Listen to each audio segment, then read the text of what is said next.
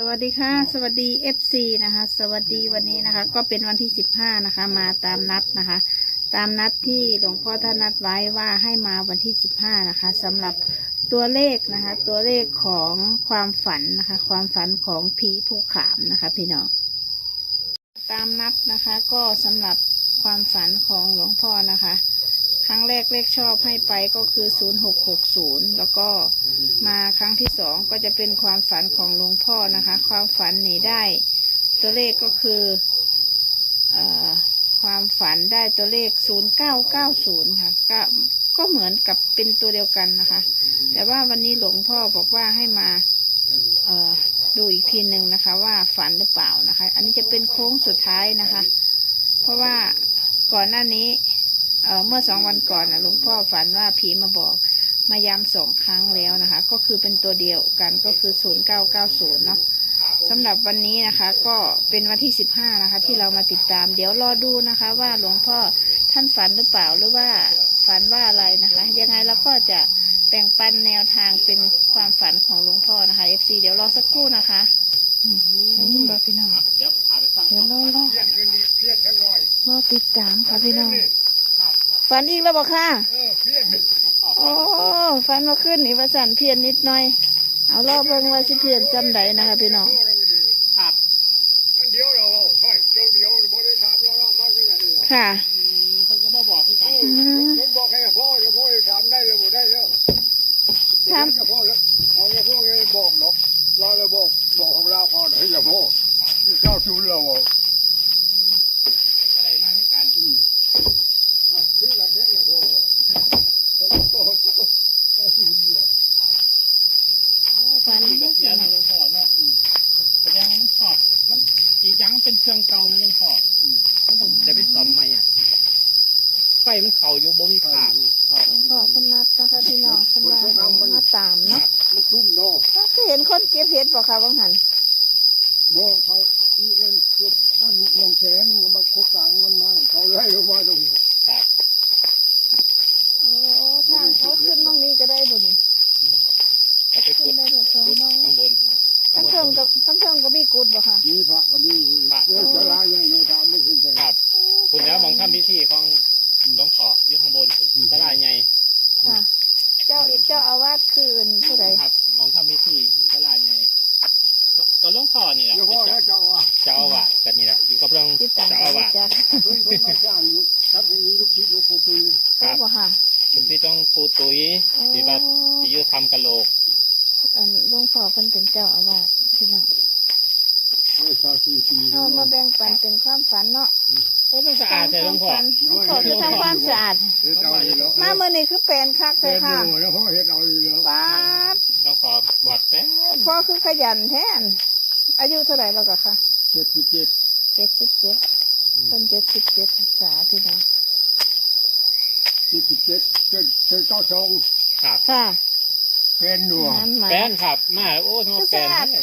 สะอาดแน่แท้สะอาดอยู่คุณกับสะอาดอยู่มองผีกับสะอาดผมเลยสะอาดอีหลีเด้เพิ่นเฮ็ดสะอาดอีหลีเด้ในครัวโบบาง6เลยนั่งตัวยาวครับเป็นมดนั่งตัวยาวเลยครับตัวมันออกบักทั่วคือปลูกงามแท้ค่ะตัวปีงามเนาะงามบ่โอ้ปีกายสิมาปีงามค่ะเดือนฮ้อนเดือน10 x ค่ะเดือน12มองดินงามเนาะครับหลวงพ่อบ่ได้เก็บปุ๋ยเลยนั่นดินงามพี่น้องต้นบักทั่วเป็นปลูกแค่2 เท่านั้นปลูกซื่อๆค่ะนั่งมองนี่เพิ่นนั่งมองเก่าเพิ่นนี่ของห้างเขาไม่ใช่ครับเอาหมวดเดียวของใหม่นี่หลวงพ่อนี่ของห้างเขาให้เราตัดบริถามละถามเราเลยตัวเดียวพ่อ90 โลครับนี่พ่อบ่ปากโลเลยพ่อวันนี้เพราะว่าตรงกันบ่ครับคือกันได้อย่าพ่อคิดอยู่ในใจว่าคือการทำบ่ปากบ่ปากเรามากับเนี่ยพ่อนึงครับพ่อเขี้ยมากหรอกชงกระเทยหรอกวะครับเท่าเลยนะเนี่ยพ่อนั้นเป็นผู้ขับรถเราพันเฮิน มันสิแปดเก้าเจ็ดบ่เก้าเจ็ดก็แปดบ่ มาฟันใหม่บอกหลวง มี พ่อ เคลื่อนนี่แล้วอันตัวเก่าอยู่คือเก่าอยู่มีมาพันอีก ฟันลักษณะแบบไหนหลวงพ่อ พันว่าสองน้อง ครับ บ้านนะพ่อมันโคกสี่พันมันนี่เหรอจะกายยังเลย ครับ สองน้องมันเคยเห็นสองน้องนี่มันเคยเขียนกับกลุ่ม ครับ กลุ่มเขียนนะสองน้องชื่อคือกันไม่ยิ่งคือกันเลย ครับ กลุ่มก็เขียนกลุ่มก็เก้าเขียนก็เก้า ครับอ๋อฟันเห็นคนซื้อกลุ่มญาติโยมอยู่ทั้ง อยู่บ้านจะพ่อเลยโคกสี่พัน โคกสี่ทุกพัน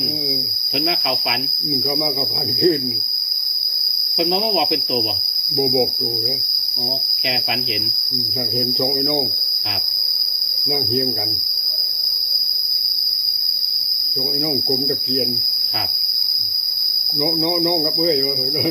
นั่งเฮียงกัน อืม ก็พันนี้มันเคยออกอันนั้นหนูยอมว่าเห็นพันเองจน มันเคยออก เก้าแปดเก้า อ๋อไม่ ไม่ ใช่ ใช่เราเชื่อเก้าเจ็ด ครับ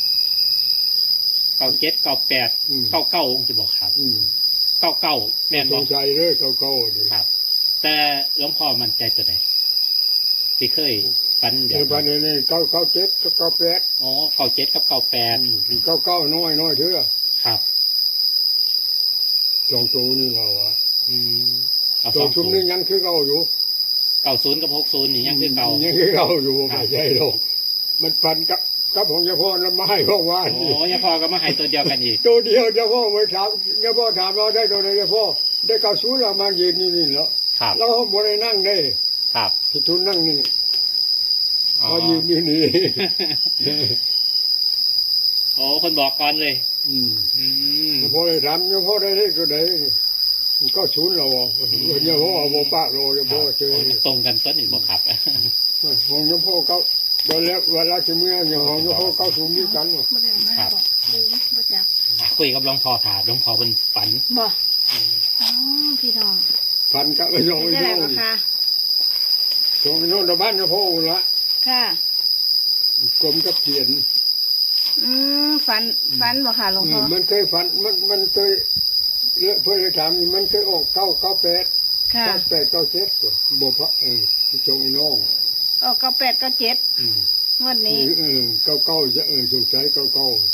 ง วดนี้ได้อค่ะหลวงพ่อง วดนี้แหละงวดโดดเมื่ออื่นนี่ละซุ้มเก้ายังคือเอารู้ซุ้ม ซุ่มเก่านะเอาไว้คือเก่า ว่าคือเก้าครับ แต่ว่าซุ่มใหม่นี่ให้ใหม่ บอกใหม่บ่ค่ะ ตัวนี้ได้คืนนี้เพิ่นมาพันโตความพันกับพ่อคืน เพิ่นมาต่อโค้งสุดท้าย จงไอ้น้องมันยิงเนี่ย เป็นผู้หญิงบ่ค่ะบัดนี้ ยิงจงไอ้น้อง เพิ่ อั น น มา นี้ที่จำกันเนี่ย เพิ่นมาเพิ่นละว่าจะได้ค่ะผู้หญิง เมื่อเป็นเนื้อพ่อพันเห็นเพิ่น ค่ะ ไม่ว่าได้ไหนเนี่ย ฝันเห็นเพิ่น พันเห็นสองไอ้น้องนั่งเฮียงกัน สองไอ้น้องนั่งเฮียงกัน ว่าจังใดอยู่บ่ค่ะสอง โบ ไอ้ ได้ น้อ ว่าง ได้เลยเพิ่นเขา อ๋ออันหลวง เนื้ พ่ อ อ พ่อ ก็ บอกว่าได้ไหน ก็เลยตี เอ เอา อแล้วตื่นนี่เลยตื่นมาแล้วตีฝันเห็นเลยตื่นก็เลยตีเป็นตัวเลขคือเก้าเพราะว่าตีเท่าใดก็เข้าเท่านั้นสิบ่ค่ะ โอ้หลวงพ่อตี เพิ่น ว่า บอก จัง ว่า ได อยู่ ค่ะ เก้าสงสัยเลยมันสิเป็นเก้าแปดเก้าเจ็ดไปที่นี่ฮะนะ วันนี้หลวงพ่อตีเป็นตัวใดค่ะบัดนี้ เก้าแปดเก้าเจ็ด 98 มัน กับ สองไอ้น้อง 97อันนี้เพิ่มเติมขึ้นมาเนาะค่ะเนาะ เพิ่มขึ้นตัวใหม่เพิ่มขึ้นชุดนั้น จาก09 มาหาเก้าแปด มาหา98 กับ97 นี่เท่านี้ แล้วก็อย่าลืมเด้อตัวเก้าที่หลวงพ่อบอก แต่แรกก้อนฝันใน0660เนาะค่ะ ตามนี้นะคะ FC อันนี้ถือว่าค่ะ เป็นโค้งสุดท้ายเนาะค่ะหลวงพ่อเนาะ พบอยู่กับพ่อหนึ่งก็จะพ่อนมาวานนี่นะ ค่ะ แล้วก็มานอนเล่นอยู่นี่แล้วตะกี้กับเพิ่นนี่ อืม เพิ่นจะให้ชื่อเลย ค่ะ โค้งสุดท้ายนะคะ FC ข โค้ อง ง สุด หลว ท้าย งพ่อนะคะ ก็ไม่มีตัวเลขที่เปลี่ยนไปจากเดิมเท่าไหร่ เดิมของเก่า ตัวเลขตัวเดิม แต่เพิ่มเติมคือสองคู่นี้คือกันไว้กลัวพลาดเนาะค่ะเนาะ กันนึง ค่ะ มันเหมือนกับการย้ำตัวเลขนะคะ เป็นความฝันเหมือนการย้ำ เก่าๆนั่นมันพิษล็อกพิษท้ายมันนี่คือ ค่ะ ตัวเก่ายังคงเดิม เพิ่มเติมคือ ขึ้นกระทะฝันย้ำโค้งสุดท้าย อืม เนาะได้ละเขียนเลขแล้ว โอ้ยยันอยู่ โอ้ยไปเขียนไก่ไรมาสิทายเลขคือไปเขียนไก่แต่วันนี้พี่น้องยับเข้ามาแน่ถึงท่านจะเฝ้าไปลักเขียนผลมาพี่ คนฝัน คนฝันอยู่ตีน ดวง ผู้ ไปดวง พี่ มันในดวงเนี่ยพ่อยังดีเลยว่าคนดวงอยู่ ค่ะ ดว ค ง นมนต์ปัจจุกรุงเทพผล ดวงยังดีเลยผม ค่ะ บอกอะไรดวงยังพ่อดีเอา ค่ะ ครับ อ่ะพี่น้องพิจารณาเอาเนาะค่ะหลวง จะ พ่อ ได้เอาแล้วชุกไปชุกมาดิ เอากับบ่รู้ว่ามันสิออกตัวไรเนาะค่ะ เออ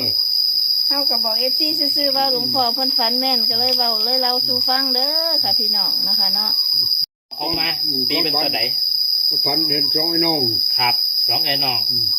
หลวง ตี พ่อ เป็นตีเป็นเอ็นตัว98 97 98 กับ 97 อืม นี่ฝันในล่าสุดนะหลวง พั พ่ น อ พัน เนาะ ล่าสุดได้ที่พัน เมื่อคืน พัน เลย คืน บอก นี้ได้ เมื่อคืนนี่เนาะครับ เอ เนาะ อ 98 กับ 97 อืมเอาละเก้ามันโลดครับ นี่ละ อันนี้คือว่าฝัน เห็นออกมาบ่พลาด ออกบ่ผาด บ่เห็นออกมาเลย98กับ97 ครับ บนล่างบ่พลาด บ่ผาดนะครับ 98 กับ 97 ตัวนั้นก็กันเด้ตัวนั้นก็ดี ตัวนั้นกันไว้ ก็จักน้ำหลังเด้อนี่ตัวนี้คืนนี้ ตัวนั้นก็หมายถึง 90 90กับ60 กับ 60 ไปกลับพร้อมเด้อพี่น้อง 90 กับ 60ให้ไปกลับ เอา ให้กลับพร้อม เขียนไว้รูด ครับ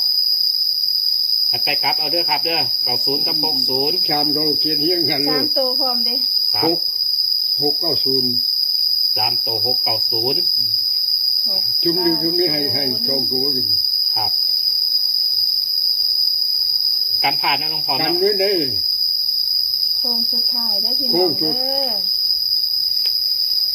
มักฟันล่าสุดนี่นะสองไอ้น้องมาหา คืนนี่ ครับ เอาคือก่อนนะพ่อเอาได้บ่ไม่บอกเลยเอาคือเก่า เอาคือเก่า คือเก่าเลยพ่อดี นี่ฟันล่าสุด 98 กับ 97 กับ97 ครับโอ้สองไอ้น้องเพิ่นยังอยู่บ่ครับช่วงนี้ ยังอยู่ อ๋อยั รุ่ ง น อ เดียว ยู่ กับยาพ่อนี่เหรอ ครับ77 ปี คนนั่ง17 18 79เหรอ ครับ เกือบ90เกือบ80พุ่นแล้วเอ้ยยังอยู่เลย 60เป็นตัวกันของหลวงพ่อเด้อครับเด้อแต่ว่าหลวงพ่อเพิ่นให้จริงๆน่ะคือให้ละให้ก่อนที่มาคือ90อันนี้เป็นตัวกันไว้ มาก่อนหมู มาก่อนโมอันนี้ ตัวนี้มาเมื่อนี้ตัวนี้ อันนี้มาล่าสุดฝันเมื่อคืน มาล่าสุด นี่98 กับ97นะครับเอาผู้อยากได้3ตัวให้เอา ไล่เอาเลยเหรอ 690นะครับ หรือว่าจะเอาลัก รักไหนไล่เอาใช่ เอาลัก ใครชั้นหน้าก็ได้รักร้อยรักร้อย รักร้อยเป็นหก เอาเป็น698แล้วที่เอา 697ก็ได้เนาะน้องพอเนาะเอาน้องพอให้มาตามนี้นะครับที่แน่ๆก็คือ690น้องพอให้ก้อนนะค ก้ รั อบ นหมู ครับฝันความฝันครั้งแรกนะครับ90ครั้งแรกฝันเป็นยังไงก่อนน้องพอที่ได้90ผู้เฒ่าเนาะตีกัน ตีกัน ผู้เฒ่าตีกัน90นะครับ ผู้เฒ่าเป็นเก่า ตีหัว แต่ว่าตุยไปแล้วหลวงพ่อก็ได้ตีเป็น0ก็ได้ได้90 เป็นที่5จะศูนย์ตีเป็นศูนย์ ครับ กำเลย ครับกำเป็นเก่าตุยไปแล้วเป็น0หลวงพ่อตีแบบนี้นะครับเหลือนปีนหัวก็คือ60 ปีนคือเบิร์ด ถือเบิร์ดหลวงพ่อว่าถือเบิร์ดนะครับ ได้เท่านี้เหรอ ครับ บ่พันกันได้คืนนี้ได้พันเท่านี้แล้วก็แล้วตื่นเลย ครับไอเอฟซี ใช้วิจารณญาณในการรับชม อย่าลืมกดไลค์ กดแชร์ และกดกระดิ่งให้ด้วยนะคะ